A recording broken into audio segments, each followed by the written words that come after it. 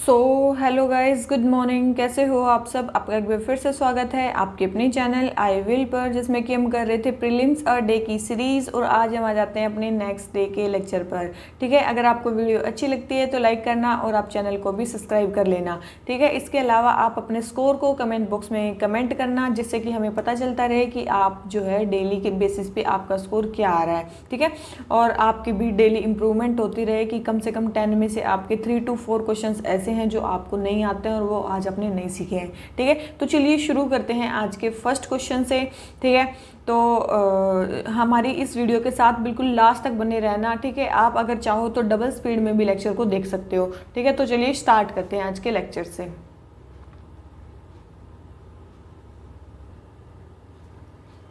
तो आज का हमारा फर्स्ट क्वेश्चन क्या बोलता है, कंसिडर द फॉलोइंग स्टेटमेंट। कुछ स्टेटमेंट्स को कंसिडर करना है। तो सबसे पहले है volcano occurs only when tectonic plates either move away from each other और when one pushes beneath either. बोल रहे हैं कि वोल्केनो केवल तभी होते हैं जब जो टेक्टोनिक प्लेट्स हैं या तो वो एक दूसरे से अलग अलग मूव करें। ठीक है, या फिर वो एक दूसरे के नीचे आए। मतलब या तो मान लो कि ये दो प्लेट्स हैं, ठीक है, या तो ये एक दूसरे से दूर मूव करे तब जो वोल्केनो है वो होते हैं, या फिर जो प्लेट्स हैं वो एक दूसरे के पास आए तब होते हैं। इसका मतलब क्या हुआ? इसका मतलब ये कहना चाह रहे हैं कि मेनली जो वोल्केनोज होते हैं वो प्लेट बाउंड्रीज पे होते हैं।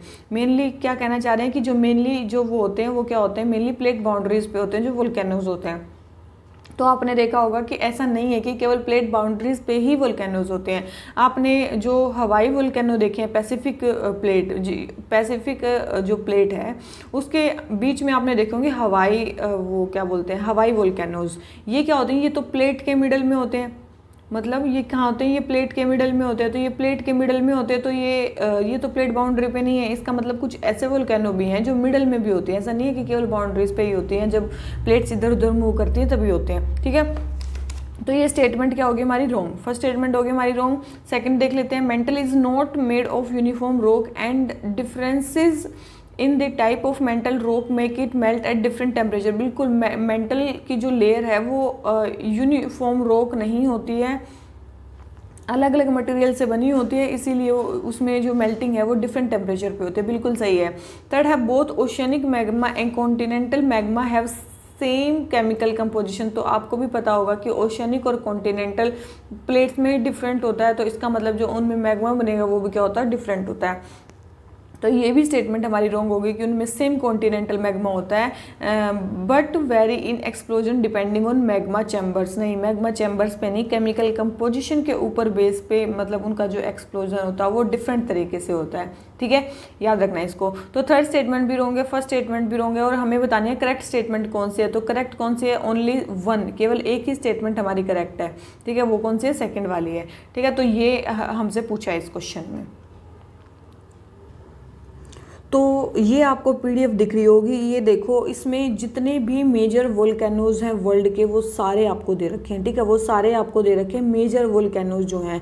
जो रेड ट्राइंगल में दे रखे हैं वो सारे एक्टिव वोल्केनोज हैं, और जो वाइट ट्राइंगल में दे रखे हैं वो सारे एक्सटिंक्ट वोल्केनोज हैं। ठीक है, तो कौन कौन से वोल्केनोज कहाँ पे हैं जो एक्टिव हैं वो बहुत ज़्यादा इंपॉर्टेंट है।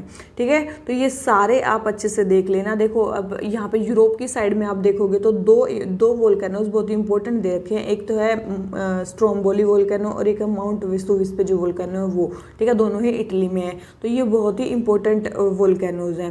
ठीक है, उसके बाद और भी बहुत सारे, जैसे कि हवाई आइलैंड में या फिर हवाईयन आइलैंड में बहुत सारे वोल्केनो हैं। एक है किलाउया देख रहे हो आप, और लगभग सारे क्या है हमारे एक्सटिंक्ट वोल्केनो है। जो किलाउया है ये क्या है? एक्टिव वोल्केनो है। ठीक है, ये देखो इधर यूएसए और साउथ अमेरिका में किस तरफ जो वोल्केनो है वो है। ठीक है, और विलियारिका कहाँ पे है? अर्जेंटीना में। ठीक है, विलियारिका कहाँ पे है? अर्जेंटीना में। अफ्रीका में जो है वो सारे देख लो। ठीक है, इंडोनेशिया में जो है वो भी काफ़ी है, जैसे सुमेरू हो गया, जकार्ता हो गया। ठीक है, ये काफ़ी ज़्यादा न्यूज़ में आता है। सिनाबुंग हो गया, काफ़ी ज़्यादा न्यूज़ में रहता है ये सिनाबुंग वोल्केनो। ठीक है, तो ये सारे वोल्केनो आप अच्छे से देख लेना। ठीक है, एक बार इसका स्क्रीनशॉट लेके और 2-4 बार इसको देख लेना। ठीक है, और ये देखो हमारी वर्ल्ड की जो मेजर प्लेट्स हैं वो कैसी हैं, ठीक है। हमारी जो वर्ल्ड की मेजर प्लेट्स हैं वो कौन कौन सी है। नॉर्थ अमेरिकन प्लेट होगी इधर, अगर आप लेफ्ट साइड देखोगे तो फिर नीचे देखो साउथ अमेरिकन प्लेट है, अफ्रीकन प्लेट है, यूरेशियन प्लेट है, इंडियन प्लेट है, ठीक है, इंडो ऑस्ट्रेलियन प्लेट है, इधर पैसिफिक प्लेट है, ठीक है। तो ये सारी क्या हैं, ये सारी ही हमारी कौन सी प्लेट्स हैं, बहुत ही इंपॉर्टेंट मेजर प्लेट्स हैं, ठीक है। ध्यान रखना ये सारी इंपॉर्टेंट प्लेट्स हैं। उनके बीच में आपने देख रहे हो मिड अटलांटिक रिज कहाँ पे है, सैन एंड्रियाज फोल्ट कहाँ पे है, ठीक है। ये सारी चीज़ें हैं इसमें, ठीक है। तो हमारा ये वाला क्वेश्चन हो जाता है कंप्लीट। आ जाते हैं नेक्स्ट क्वेश्चन पे। नेक्स्ट क्वेश्चन हमें क्या बोलता है, बैंक बैलेंस शीट में बिकम हेल्दियर ड्यू टू, जो बैंक की बैलेंस शीट है वो हेल्दियर कब हो सकती है या अच्छी कब हो सकती है। सबसे पहले अगर सेंट्रल बैंक की जो एसेट क्वालिटी है वो रिव्यू हो, बिल्कुल हो सकती है। सेकंड है mandate for stressed asset recognition, अगर स्ट्रेस्ड एसेट का रिकॉग्निशन हो और राइट ऑफ हो जाए बाई कमर्शियल बैंक, बिल्कुल अगर वो राइट ऑफ कर दे तब भी उनकी बैलेंस शीट तो सही दिखेगी, हेल्दी दिखेगी। और थर्ड है loan recovery under insolvency and bankruptcy code, बिल्कुल अगर उनके लोन कोई रिकवर नहीं हो रहे हैं तो इंसॉल्वेंसी एंड बैंक्रप्सी कोड के अंडर अगर लोन रिकवर हो जाते हैं तो इससे भी बैंक की जो बैलेंस शीट है वो हेल्दी हो जाएगी। तो तीनों ही स्टेटमेंट हमारी सही है, किसके बारे में, हमारी बैंक की बैलेंस शीट के बारे में, ठीक है। तो तीनों ही स्टेटमेंट करेक्ट है, आंसर आ गया हमारा सी। आ जाते हैं अपने नेक्स्ट क्वेश्चन पे। हमें नेक्स्ट क्वेश्चन क्या बोलता है, कंसिडर दी फॉलोइंग स्टेटमेंट, कुछ कंसिडर करनी है। सबसे पहले universal immunization programme covers children up to 16 years of age. देखो यूनिवर्सल इम्यूनाइजेशन प्रोग्राम जब मतलब मेनली टीके वगैरह लगते हैं वो कितने साल तक लगते हैं, वो लगभग 5 साल तक लगते हैं, ना कि 16 ईयर्स तक। कितने साल तक, मतलब 5 ईयर्स ऑफ एज तक लगते हैं मेनली, ठीक है। कब तक लगते हैं, 5 ईयर्स ऑफ एज तक लगते हैं। तो फर्स्ट स्टेटमेंट हो गई हमारी रॉन्ग। सेकंड है, एक country is declared measles rubella elimination if there is zero transmission of measles and rubella virus evidenced by zero clinical disease sustained over 3 years। ये बिल्कुल सही स्टेटमेंट है। ये क्या है, बिल्कुल हमारी सही स्टेटमेंट है कि कोई भी कंट्री मीजल्स और रूबेला फ्री एलिमिनेटेड मानी जाएगी जब वहाँ पे जीरो ट्रांसमिशन होगा मीजल्स और रूबेला वायरस का, और वहाँ पे जीरो क्लिनिकल डिजीज होगी अगर पिछले 3 साल में कोई जीरो क्लिनिकल डिजीज का कोई केस नहीं आया है। तो ये स्टेटमेंट बिल्कुल सही है। थर्ड है, the measles rubella is transmitted only in children and doesn't transmitted in adults. तो याद रखना ये एडल्ट्स में भी ट्रांसमिट होता है। ये कहाँ पे होता है, एडल्ट्स में भी ट्रांसमिट होता है। तो ये स्टेटमेंट क्या होगी, हमारी रॉन्ग होगी। तो हमारी करेक्ट स्टेटमेंट पूछिए तो करेक्ट तो केवल एक ही स्टेटमेंट है हमारी, कौन सी है, ओनली वन, ठीक है, ओनली वन। अभी एक चीज़ देखो कि ये न्यूज़ में क्यों है, अभी ये न्यूज़ में क्यों है, क्योंकि इंडिया ने जो है ना मीजल्स और रूबेला को 2023 तक एलिमिनेट करने का टारगेट रखा था, ठीक है। 2023 तक हम मीजल्स और रूबेला को क्या कर देंगे, एलिमिनेट कर देंगे। पहले डेडलाइन थी 2020, लेकिन कोरोना आने के कारण वो जो है बाद में मतलब वो कर दी थी कि 2023 तक हम इसको मतलब एलिमिनेट कर देंगे मीजल्स और रूबेला को, ठीक है। तो हमारा गोल है 2019 में हमने ये गोल अडॉप्ट किया था कि जो इंडिया है वो मीजल्स और रूबेला को 2023 तक एलिमिनेट कर देगा, ठीक है। अब मीजल्स के बारे में कुछ बातें हैं, क्या है कि मीजल्स क्या है, मीजल एक हाईली कंटेजियस वायरल डिजीज है, ठीक है, जो मेनली बच्चों की डेथ करती है ग्लोबली। इसमें क्या होता है, इसका जो वायरस होता है मीजल्स का वो क्या है, सिंगल स्ट्रैंडेड आरएनए होता है। क्या होता है, सिंगल स्ट्रैंडेड आरएनए होता है, ठीक है। और मेनली किस जीनस का होता है, मोरबिली वायरस जीनस का होता है, ठीक है। और फैमिली कौन सी है, पैरामिक्सोवायरिडी फैमिली, ठीक है। और मेनली चिल्ड्रंस के लिए ये बहुत ज़्यादा डेंजरस होता है, और जो इकोनॉमिकली एंड वीकर बैकग्राउंड से होते हैं, क्योंकि वो क्या होते हैं, माल न्यूरिस्ड होते हैं, ठीक है। और क्या सीरियस इंप्लीकेशन मीजल्स कर सकता है, blindness, encephalitis, diarrhoea, early infection, pneumonia, ठीक है। अब रूबेला को याद रखना जर्मन मीजल्स भी बोलते हैं। देखो ध्यान रखना ये क्या है, ठीक है। रूबेला को जर्मन मीजल्स भी बोलते हैं। ये एक बहुत ज़्यादा कंटेजियस माइल्ड इन्फेक्शन है जो मेनली बच्चों में होता है, ठीक है। और मेनली ये किसके द्वारा होता है, रूबेला वायरस से। और ये भी क्या है, एक सिंगल स्ट्रैंडेड आरएनए। मीजल्स वाला भी सिंगल स्ट्रैंडेड आरएनए था, ये भी सिंगल स्ट्रैंडेड आरएनए है, ठीक है। और ये एक मतलब मेनली कॉन्जेनाइटल डिफेक्ट कोज करता है, उसको बोलते हैं कॉन्जेनाइटल रूबेला सिंड्रोम, ठीक है। जो मेनली बर्थ डिफेक्ट हो जाता है और वो इरिवर्सिबल है, वो ठीक नहीं होगा, ठीक है। प्रेग्नेंट वुमेन में वो ऐसी चीज़ कोज कर सकता है, डेथ भी कोज कर सकता है वैसे, ठीक है। और रूबेला जो है वो लगभग मीजल्स जिससे सेम नहीं है दोनों, लेकिन कुछ इनके सिम्टम सेम है। रूबेला और मीजल्स दोनों सेम नहीं है, लेकिन कुछ इनके सिम्टम सेम है, ठीक है। क्योंकि जो रूबेला है वो डिफरेंट वायरस से होता है मीजल्स से, और जो रूबेला है वो इन्फेक्शियस भी नहीं है जितना मीजल्स है। तो मीजल्स ज़्यादा इन्फेक्शियस है एज़ कम्पेयर टू इससे, ठीक है, रूबेला से। अब हमें ग्लोबल और इंडियन सिनेरियो देखना है, ठीक है। तो WHO मेनली इस पे काम कर रहा है, ठीक है। और मीज़ल्स की वैक्सीन भी बनी हुई है, ठीक है। तो मीज़ल्स की वैक्सीन भी बहुत सारे बच्चों को बना रही है। इंडिया में क्या चल रहा है, मिशन इंद्रधनुष चल रहा है जो हमने 2014 में लॉन्च किया था। ये भी हम अनवैक्सीनेटेड पॉपुलेशन में वैक्सीनेशन करने के लिए है, ठीक है। अभी मैंने बता ही दिया कि मीज़ल्स इंडिया को 2023 में ख़त्म करना है। और ये देखो, ये न्यूज़ में था कि 2021 में 5 कंट्रीज़ जो हैं वो वेरीफाई हो गई हैं कि उन्होंने जो है मीज़ल्स को एलिमिनेट कर दिया है। कौन कौन सी हैं? Bhutan, Korea, Maldives, Sri Lanka, Timor Leste.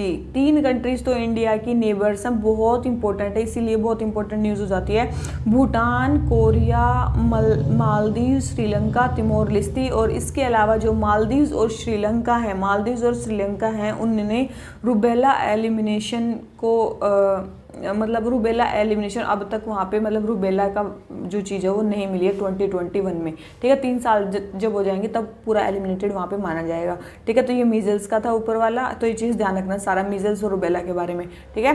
तो देख लेते हैं। तो हमारा ये वाला क्वेश्चन हो जाता है कंप्लीट। आ जाते हैं नेक्स्ट क्वेश्चन पे, ठीक है। नेक्स्ट क्वेश्चन हमें क्या बोलता है, ethno veterinary medicine involves use of antibiotics in treating disease of cattle. देखो, एथनो वेटरनरी मेडिसिन में एंटीबायोटिक्स का यूज़ नहीं किया जाता है, मेनली किसका यूज़ किया जाता है, ट्रेडिशनल या फिर हर्बल जो प्रिपरेशन है उनका यूज़ किया जाता है। मेनली किसका यूज़ किया जाता है, ट्रेडिशनल या फिर जो हर्बल मेडिसिन है उनका यूज़ किया जाता है। तो फर्स्ट स्टेटमेंट रॉन्ग होगी। सेकंड है एंटी माइक्रोबियल रेजिस्टेंस। देखो, जो ये एथनो वेटरनरी मेडिसिन है ये मेनली किसके लिए यूज़ की जाती है, एंटी माइक्रोबियल रेजिस्टेंट जो डिजीज होती है उनके लिए यूज़ की जाती है। Accelerate due to, mainly antimicrobial resistance अब होता क्यों है, क्योंकि मिसयूज़ हो जाता है या फिर ओवर यूज़ हो जाता है जो एंटी माइक्रोब्स हैं उनका ह्यूमन हेल्थ में, एनिमल हेल्थ में, एक्वाकल्चर में, क्रॉप प्रोडक्शन में, बिल्कुल। और थर्ड है waste from farms, factory, community and health care setting contribute to the emergence and spread of antimicrobial resistance. बिल्कुल, जो ये फालतू का वेस्ट पड़ा रहता है, फार्म से आता है, फैक्ट्री से आता है, ये भी एंटी माइक्रोबियल रेजिस्टेंस को बढ़ाने में क्या करता है, ये भी बढ़ाता है, ठीक है। तो ये भी उसका एक कोज है। तो सेकंड और थर्ड स्टेटमेंट सही है और फर्स्ट स्टेटमेंट हमारी क्या है, रॉन्ग है। तो हमें करेक्ट स्टेटमेंट बतानी है, तो 2 ही स्टेटमेंट हमारी करेक्ट है, ठीक है, जो कि सेकंड एंड थर्ड है। तो ये क्वेश्चन भी हो गया हमारा कंप्लीट। आ जाते हैं क्वेश्चन नंबर 5 पे। पोलर बियर के बारे में बताना है, पोलर बियर, ठीक है। तो polar bear one of the most significant predator है आर्कटिक रीजन में, बिल्कुल मोस्ट सिग्निफिकेंट प्रीडेटर है आर्कटिक रीजन में, और मेनली बायोलॉजिकल पॉपुलेशन को ही बैलेंस में रखते हैं। आर्कटिक सी जो है वो क्रूशियल है पोलर बियर के सर्वाइवल के लिए, as they use it not only to hunt seal, ना केवल सील्स को हंट करने के लिए, लेकिन ट्रैवलिंग, मैटिंग, रेस्टिंग उसके लिए भी मेनली पोलर बियर इसको यूज करते हैं, बिल्कुल सही है। थर्ड है rising global temperature can impact adult bear with deterioration and drop in its average weight. बिल्कुल, जो ग्लोबल टेम्परेचर जो राइज हो रहा है इससे जो है एवरेज वेट है जो पोलर बियर का वो डिट्योरेट हो जाएगा, बिल्कुल ड्रॉप हो जाएगा। तीनों ही स्टेटमेंट हमारी इसके बारे में करेक्ट है। किसके बारे में, पोलर बियर के बारे में, सारी स्टेटमेंट सही हैं, ठीक है। और पोलर बियर का आयुसियन स्टेटस आपको पता वो क्या है, वल्नरेबल है। क्या है, वल्नरेबल, ध्यान रखना आयुसियन स्टेटस। तो ये हो गया हमारा क्वेश्चन नंबर 5 कंप्लीट। आ जाते हैं अपने नेक्स्ट क्वेश्चन पे। नेक्स्ट हमें क्या बोल रहा है, पिट्स इंडिया एक्ट के बारे में बताना है। किसके बारे में, पिट्स इंडिया एक्ट के बारे में। सबसे पहले है कि Pitt's India act was also known as act of settlement. देखो, तो आपने एक चीज़ सुनी होगी कि 1773 का जो एक्ट आया था पहले, और उसको उसमें अमेंडमेंट करने के लिए उसमें अमेंडमेंट हुआ था 1781 में, उसमें अमेंडमेंट हुआ था 1781 में। तो 1773 को ठीक करने के लिए 1781 में अमेंडमेंट किया गया था, तो इसको एक्ट ऑफ सेटलमेंट बोला जाता है, ठीक है। तो इसको एक्ट ऑफ सेटलमेंट बोला जाता है। 1784 वाले पिट्स एक्ट को एक्ट ऑफ सेटलमेंट नहीं बोला जाता है। समझ में आ गई ये बात। तो फर्स्ट स्टेटमेंट तो होगी हमारी रॉन्ग कि एक्ट ऑफ सेटलमेंट इसको बोला जाता है। तो कि एक्ट ऑफ सेटलमेंट किसको बोला जाता है, 1781 वाले एक्ट को। सेकेंड है it established A system of double government. Mainly double government का सिस्टम इसने एस्टैब्लिश किया था, बिल्कुल इसने डबल गवर्नमेंट का सिस्टम एस्टैब्लिश किया था, जैसे कि यहाँ पे बोर्ड ऑफ डायरेक्टर्स और क्या नाम लेते हैं बोर्ड ऑफ कंट्रोल, दोनों अलग अलग हो गए थे। ठीक है, कौन से थे, बोर्ड ऑफ डायरेक्टर्स और बोर्ड ऑफ कंट्रोल। ठीक है, बोर्ड ऑफ डायरेक्टर्स और board of control. Board of जो कंट्रोल है वे किसके लिए थे, वे थे मेनली पॉलिटिकल अफेयर्स को कंट्रोल करने के लिए, पॉलिटिकल अफेयर्स को कंट्रोल करने के लिए। और जो बोर्ड ऑफ डायरेक्टर्स थे ये मेनली किसके लिए थे, कमर्शियल अफेयर्स को वो कंट्रोल करने के लिए। तो कमर्शियल रिलेशंस के लिए थे बोर्ड ऑफ डायरेक्टर्स और जो पॉलिटिकल अफेयर्स के लिए थे बोर्ड ऑफ कंट्रोल। ठीक है, फिर थर्ड है British government was given supreme control over companies affairs and it's administration. बिल्कुल ब्रिटिश गवर्नमेंट को कंप्लीट कंट्रोल दे दिया गया था कंपनी के अफेयर्स पे और उसके एडमिनिस्ट्रेशन पे। ठीक है, ये भी स्टेटमेंट सही है हमारी। और यहाँ पे पहली चीज़ और क्या हुई थी, यहाँ पे और चीज़ क्या हुई थी, ये तो हो गया था। यहाँ पे सबसे पहले जो पिट्स इंडिया एक्ट में ये हुआ था कि सबसे पहले जो कंपनी की टेरिटरीज हैं उनको ब्रिटिश पोजेशंस कहा जाने लगा था। ठीक है, कंपनीज की टेरिटरी को क्या कहा जाता था, ब्रिटिश पोजेशंस। क्या कहा जाता था, कंपनी की टेरिटरी को ब्रिटिश पोजेशंस कहा जाता था। ठीक है, तो ठीक है, ये है हमारा। ठीक है, और सेकंड इसकी इंपॉर्टेंट बात थी कि ब्रिटिश गवर्नमेंट कंट्रोल करने लगी थी जो कंपनी की जो अफेयर्स हैं इंडिया में उनको। तो दो स्टेटमेंट इसमें करेक्ट हैं और हमारी एक रॉन्ग है, तो हमारी दो स्टेटमेंट करेक्ट है, तो हमारा आंसर क्या आ जाता है, बी। ठीक है, आ जाते हैं नेक्स्ट क्वेश्चन पे। नेक्स्ट क्वेश्चन हमें क्या बोलता है, हमें बताना है इंडिगो या ब्लू रिवॉल्यूशन के जो पॉजिटिव फैक्टर्स थे वो क्या थे, मतलब कोज उसका कोज क्या था ब्लू इंडिगो रिवॉल्यूशन का। Peasants are compelled to plant indigo, बिल्कुल ये तो कंपेलिंग थी, तभी तो मेनली उन्होंने प्रोटेस्ट किया था। सेकंड है the peasants were provided loans called dadons. याद रखना, पीजेंट्स को लोन दिए जाते थे दादोन्स जो बहुत ज़्यादा हाई इंटरेस्ट पे होते थे, बहुत ज़्यादा हाई इंटरेस्ट पे होते थे, बिल्कुल इसलिए भी उन्होंने प्रोटेस्ट किया था क्योंकि वो इंटरेस्ट को लौटा ही नहीं पाते थे। थर्ड है acquisition of farmland by British for their industrial project. देखो ये चीज़ रीज़न नहीं थी, वैसे मतलब जो ब्रिटिशर्स थे वो इंडस्ट्रियल प्रोजेक्ट के लिए एक्विजिशन कर रहे थे फार्मलैंड का, लेकिन उसका ये इंडिगो रिवोल्ट का कारण नहीं था। ठीक है, तो थर्ड स्टेटमेंट रॉन्ग है और हमारी दो ही स्टेटमेंट इसमें क्या है, हमारी करेक्ट है। ठीक है, तो हमारा आंसर क्या आ जाता है, बी। आ जाते हैं नेक्स्ट क्वेश्चन पे। नेक्स्ट क्वेश्चन हमें क्या बोलता है, बखास्त लैंड के बारे में। बखास्त लैंड जो है ब्रिटिश इंडिया में, उसके बारे में बताना है। तो सबसे पहले है कि उसके बारे में क्या बतानी है, इनकरेक्ट स्टेटमेंट बतानी है, गलत स्टेटमेंट बतानी है। तो सबसे पहले है बर्खास्त land were those which the tenant lost to zamindar. देखो बर्खास्त कर देना मतलब कहीं से बाहर निकाल देना, ऐसे आप याद रख सकते हो। तो बर्खास्त लैंड ऐसी लैंड होती थी जहाँ पे जो टीनेंट है वो मतलब जमींदार जो है टीनेंट से मतलब छीन लेते थे, mostly during the depression year, depression years के दौरान, क्योंकि उन्होंने रेंट नहीं दिया होता था। बिल्कुल उसी को बोलते हैं बर्खास्त लैंड या फिर बर्खास्त लैंड। बर्खास्त कर देना, किसी को निकाल देना, बिल्कुल टीनेंट्स को निकाल देते थे। ये स्टेटमेंट सही है। सेकंड है, ए legislative exercise was undertaken by Congress ministries for the reduction of rent. बिल्कुल एक लेजिस्लेटिव एक्सरसाइज की गई, कांग्रेस मिनिस्ट्री में लेजिस्लेटिव एक्सरसाइज ही करती थी ताकि रेंट को रिड्यूस किया जाए और बर्खास्त लैंड को रिस्टोर किया जाए। बिल्कुल उन्होंने लेजिस्लेटिव मेजर्स का ही यूज किया था। तो दोनों ही स्टेटमेंट हमारी करेक्ट है और हमें बतानी है इनकरेक्ट। तो इनकरेक्ट तो ना तो फर्स्ट है ना सेकंड है, तो आंसर हमारा क्या हो जाता है, डी। ठीक है, आ गया समझ में। तो बर्खास्त लैंड बर्खास्त लैंड होती है, बस इससे ध्यान रखना। तो क्वेश्चन नंबर 3 हो गया कंप्लीट। आ जाते हैं क्वेश्चन नंबर 4 पे। माउंटबेटन प्लान किसमें कल्मिनेट हुआ, लास्ट में क्या बना माउंटबेटन प्लान। ठीक है, माउंटबेटन प्लान क्या बना, वो बना क्या, इंडियन इंडिपेंडेंस एक्ट। ठीक है, माउंटबेटन प्लान 46 के आसपास आया था और ये सारी चीज़ें पहले हो चुकी थी। ठीक है, तो 1947 में कल्मिनेट होता है क्या, माउंटबेटन प्लान। नेक्स्ट क्वेश्चन पे आ जाते हैं। नेक्स्ट क्वेश्चन क्या है, पावरफुल न्यूज़पेपर अमर्ज हुए स्वदेशी मूवमेंट से पहले। तो उन न्यूज़पेपर और उनके एडिटर के बारे में बताना। देखो एडिटर के बारे में बताना है, उनके संस्थापक के बारे में नहीं बताना है। ठीक है, ध्यान रखना। तो सबसे पहले स्वदेशी मित्रा जी सुब्रमण्यम अय्यर। ये स्टेटमेंट बिल्कुल सही है कि स्वदेशी मित्रा के जो एडिटर थे वो जी सुब्रमण्यम अय्यर थे। अमृता बाजार पत्रिका, इसके 2 एडिटर थे, शिशिर कुमार घोष और मोतीलाल घोष। तो यस, मोतीलाल घोष भी इसके एडिटर थे।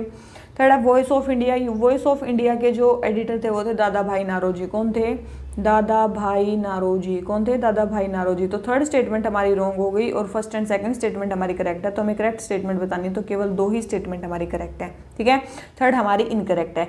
तो ये जो है हमारे टोटल 10 क्वेश्चन हो जाते हैं कंप्लीट। तो अगर आपके जितने भी स्कोर हुआ होगा उसको आप कमेंट बॉक्स में लिखिए। ठीक है, और अपने स्कोर को अदर बच्चों के साथ या फिर आप जब भी आप हो तो आप क्या कर सकते हो, आप बाद में भी उसको देख सकते हो, ठीक है। आप बाद में भी कुछ क्वेश्चंस हैं जैसे कि जो गलत हुए हैं उनके नंबर्स आप अभी अपने कमेंट बॉक्स है उसमें अपने स्कोर के साइड में लिख लो जो जो क्वेश्चन गलत हुए हैं, और बाद में आप बस केवल उन्हीं को रिवाइज करना, क्योंकि हर लेक्चर के नीचे आपको टाइमलाइन मिल जाएगी, ठीक है। तो इससे आपको फ़ायदा होगा जल्दी से उनको रिवाइज करने में, ठीक है। तो इसी नोट पर आज का लेक्चर हम खत्म करते हैं। तो प्लीज़ हमारी वीडियो के साथ ऐसे ही जुड़े रहिए और डेली बेसिस पे वीडियो को देखिए, और इसके अलावा जो है पूरी वीडियो को देखिए, ठीक है, तभी आपका फ़ायदा होने वाला है। तो इसी नोट पे आज का लेक्चर ख़त्म करते हैं। Thank you very much, bye bye.